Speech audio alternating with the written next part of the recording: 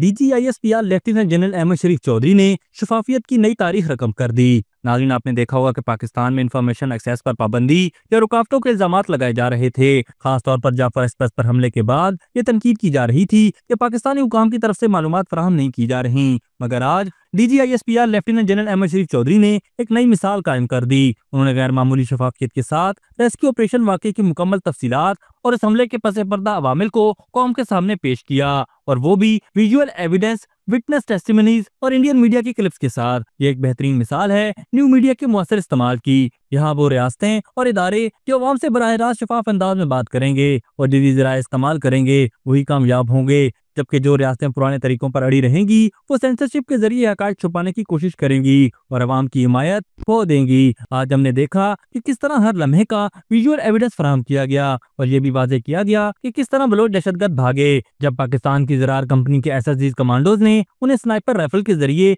Neutralise किया। ये मालूमात न सिर्फ पाकिस्तानी अवाम बल्कि पूरी दुनिया के सामने पेश की गई, क्योंकि इस प्रेस कॉन्फ्रेंस पर गैर मुल्की मीडिया की भी मुकम्मल नजर थी। अब दुनिया देखेगी कि पाकिस्तान में एक नए दौर का आगाज हो चुका है, जहां ISPR और दीगर इदारे शफाफियत, वजाहत और तफसील के साथ न सिर्फ सहाफियों के सवालात के जवाब देंगे बल्कि जदीद टेक्नोलॉजी और विजुअल एविडेंसेस के जरिए अवाम से बराह रास्त गुफ्तगू भी करेंगे। Well done lieutenant general Ahmed Sharif Chaudhry साहब।